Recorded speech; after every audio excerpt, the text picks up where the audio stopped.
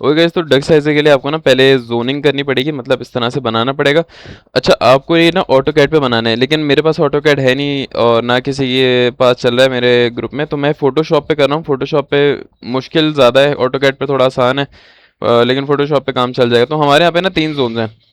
एक वेजिटेबल का जोन है, एक फार्मेसी का जोन है और एक फ्रोजन आइटम का जोन है, सही है।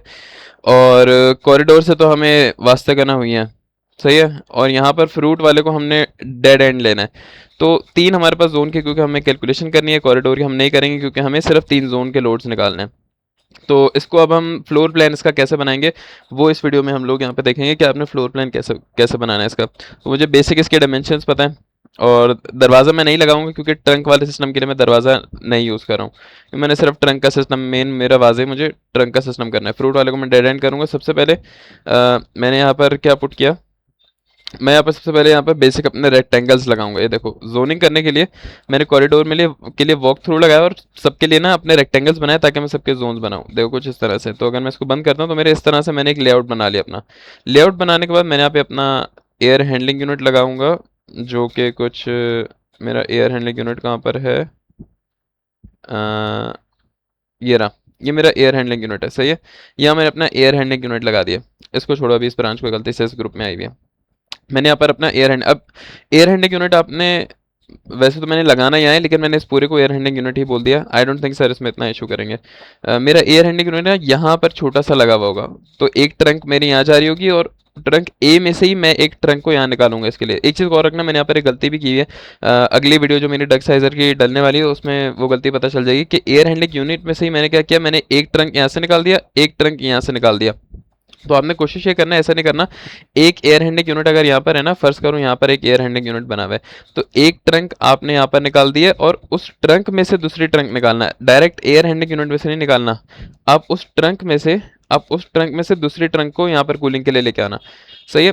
तो मैंने यहाँ पर एक एयर हैंडलिंग यूनिट लगा दिया। अब मैं यहाँ पे अपना ट्रंक सिस्टम, जो लॉजिकल मेरा ट्रंक सिस्टम होगा वो बनाऊंगा। ये जगह बड़ी है, यहाँ पर मैं 2 डिफ्यूज़र लगाऊंगा। ये जगह छोटी है, यहाँ पर मैं एक एक डिफ्यूज़र भी मेरा चल जाएगा। तो इसके बाद मैंने ये बना लिया। अब मैं जाऊंगा अपना ये ट्रंक पे, पहला ट्रंक मैंने लगा दिया यहाँ पे ट्रंक, और 2 डिफ्यूज़र के लिए मैंने यहाँ पे 2 ब्रांचेस लगा दी हैं, सही है। उसके बाद मैं यहाँ पे 2 डिफ्यूज़र लगा दूंगा, तो ये मेरा परफेक्ट हो गया। अच्छा, आप यहाँ भी, ये आपकी क्रिएटिविटी है। मैं चाहूँ तो एयर हैंडलिंग यूनिट यहाँ लगा दूँ, यहाँ से ले जाऊँ, मैं चाहूँ तो यहाँ से ले जाऊँ, यहाँ से ले जाऊँ, वो आपके ऊपर है। आप चैट जीपीटी कर सकते हो, आप खुद थोड़ा बहुत लॉजिकल थिंकिंग कर सकते हो कहाँ से मेरे लेंथ शॉर्टेस्ट पड़ेगी हर चीज़ को कूल करने के लिए। तो मुझे ये वैसे सबसे ज़्यादा सही लगी। फिर मैंने अपना दूसरा एयर हैंडलिंग यूनिट यहाँ लगाया। मैंने यहाँ पर एल्बो लगाई है। एल्बो मैंने फोटोशॉप पे कैसे लगाई है, मैंने यार पिक्चर उठाया है, उसमें से बैकग्राउंड रिमूव किया है, इसका लोगो यहाँ पे लगाया है, बड़ी लंबी किया है यहाँ पे मैंने इस पे। तो अगर आप ऑटोकैड या फिर ई ड्रॉ मैक्स या पीआईडी डायग्राम, मेरे मेरे ख्याल से पता नहीं, वो यूज़ करोगे तो आपको डायरेक्ट एल्बो की वो मिल जाएगी। डायरेक्ट यहाँ पे लगा देना, फिटिंग सही है। मैंने बड़ी लंबी की है इस पे। तो आप, अच्छा, अब मैंने ये एल्बो मैंने एयर हैंडलिंग यूनिट से ली हुई है। आपको, आप ये करना कि आप ये वाली जो ट्रंक है ना, कोशिश करना इस ट्रंक में से एल्बो को लेके आओ यहाँ पे, ताकि आपको डक साइजर में मसला ना हो। तो बहरहाल मैंने यहाँ पे एयर हैंडलिंग यूनिट में से एक एल्बो निकाली। एल्बो क्यों निकाली, 90 में ना लॉस ज़्यादा होता है। पहले मैं यहाँ पे 90 लगा रहा था, तो अब मैंने यहाँ पर एल्बो लगाई ताकि मेरा लॉस कम हो थोड़ा सा। तो मैंने यहाँ पर एल्बो लगाई स्मूथली, यूँ पे यूँ आके ये लग जाएगी। एक डिफ्यूज़र नहीं, ये डिफ्यूज़र उसका है। ये डिफ्यूज़र मैंने इस पे लगा दिया। ये मेरा एक रन आउट है एंड का। और आगे आ जाते हैं, तो मेरा यहाँ पर बाकी के कहाँ पे है भाई, एक डिफ्यूज़र इसका ये रहा, लेकिन इसका वो कहाँ है, ये रहा। तो यहाँ से मैंने इसके एक ब्रांच यहाँ पे निकाल दी, परफेक्ट है हर चीज़। अब यहाँ पर आ जाओ, मैं हर चीज़ को डायमेंशन दे दूंगा। यहाँ पर मैंने एरोस डाल दिए यूँ करके। ये देखो, ये मैंने एक एक करके लगाए हैं सबके, सही है। तो बड़ा टाइम लगा इस पे। तो अगर आप ऑटोकैड पे स्मार्ट डायमेंशन इसको पकड़ के यूँ करके स्मार्ट डायमेंशन करो तो काफ़ी आसान हो जाएगा। फोटोशॉप पे मैं रिकमेंड नहीं करूँगा, 4-5 घंटे लगेंगे बनाने में फजूल में। तो इस तरह आपने एरोस डाल दिया हर चीज़ की डायमेंशन देने के लिए। डायमेंशन आपको पता है, यहाँ पे नंबरिंग कर दी मैंने डायमेंशंस की एक एक करके। ये देखो, ये इसको अगर मैं हिलाना चाहूँ तो एक एक करके आपने डायमेंशन कैलकुलेट करके प्रॉपर लगा दिया। अच्छा, डायमेंशन आई कहाँ से, ये आपको खुद अपने माइंड से सोचना है। देखो यार, ये तो मुझे पता है 23.7 है। अगर मैं अपनी ये वाला प्लान खोलूँ, ये देखो, ये वाला खोलने से मुझे पता चल रहा है यहाँ पर लिखा हुआ है 23.7 है मेरा वेजिटेबल का सेक्शन। तो हाइट 19 है और विड्थ 23.7 है। ये तो मुझे पहले से गिवन था। और ये फार्मेसी, ये फ्रोजन आइटम, ये पूरा जो कॉरिडोर है, इसकी हाइट 6 फीट, ये मुझे गिवन थी सारी चीज़ें। मतलब फ्लोर प्लान जो कंपनी वालों का था, या मैंने जो खुद जाके इंच टेप से कैलकुलेट किया, ये वहाँ से आपने निकालनी थी, सही है। तो उसके अलावा जो मैंने डक्ट है, मैंने फिर क्या किया, मैंने बोला अगर ये पूरी 27 है, सही है, अगर ये पूरी लेंथ 27 है तो अगर मुझे यहाँ तक निकालनी है तकरीबन 19 होगी ये, सही है। तो आप इस तरह ना अपने लिए खुद ही डिज़ाइन करोगे, लेंथ जो है वो आप अपनी खुद डिज़ाइन करोगे अपनी लॉजिकल थिंकिंग से कि यार मेरी यहाँ से लेके यहाँ तक लेंथ मेरी ट्रंक की 19 होगी, थोड़ी सी जगह मैं यहाँ छोड़ दूंगा, इसके बीच में अगर मैं इक्वल डिस्टेंस, अगर ये पूरा 25 है तो मैं यहाँ पर अगर 25 नहीं है ये जितना भी है, 5 5 5 का डिस्टेंस रख के दो डिफ्यूज़र लगाऊंगा तो इक्वली पूरे रूम में स्प्रेड होगा।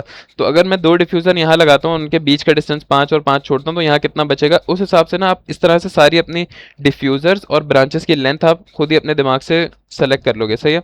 सेलेक्ट करने के बाद आपने क्या करना है, आपने यहाँ पर अपना फ्लो रेट मेंशन करना है जो कि आपके पास आ रहा है 730 870 384, ये आपके पास हैथ सॉफ्टवेयर पे आ जाएगा। कूलिंग लोड निकालोगे वहां से फ्लो रेट आता है। तो जोन 1 के लिए मेरा फ्लो आ रहा था 384 CFM, जोन 2 के लिए आ रहा था 870 और जोन 3 के लिए आ रहा था तकरीबन 1400 कुछ आ रहा था। तो मैंने उनको दो में डिवाइड कर दिया क्योंकि दो डिफ्यूज़र लगे हुए हैं, ठीक है। और उसके बाद आपने यहाँ पर क्यों बोल रहा हूँ यार मैं जी, बर्गर बर्गर हूँ क्या मैं। यहाँ पर आपने अपना फ्लो शो कर देना है कि आपका CFM का जो फ्लो है वो इस तरह से फ्लो हो रहा है। तो इस तरह से आपने अपना बेसिक फ्लोर प्लान बनाना है जो कि आपके डक सिस्टम के लिए फ्लोर प्लान होगा। इसको फिर आपने अपने डक साइजर में डालना है, ठीक है। यहाँ पर मैंने एक गलती की, मैं वापस बता रहा हूँ, ट्रंक ए में से आपको लाजमी ट्रंक बी का निकालना है, सही है। तो ट्रंक ए जो जा रहा है इसमें से जंक्शन लगा के 90 का अपना इस ट्रंक बी को कनेक्ट करना। मैंने डायरेक्ट एयर हैंडलिंग यूनिट में से किया जो कि आपको डक साइजर में इशू करेगा। तो इतना ही है, इस तरह से आप लोगों ने मोस्ट प्रोबेबली बनाना, मोस्ट प्रोबेबली 100% मैं नहीं कह रहा यार, मुझे खुद नहीं पता कैसे बनाना है, मैंने बस ये बना दिया, मुझे अच्छा लग रहा है। पता नहीं सर इसमें मार्क्स दें या ज़ीरो दें, लेकिन मैं कह रहा हूँ ऐसा आप बना सकते हो, मतलब परफेक्ट नहीं पता मुझे क्या सीन है।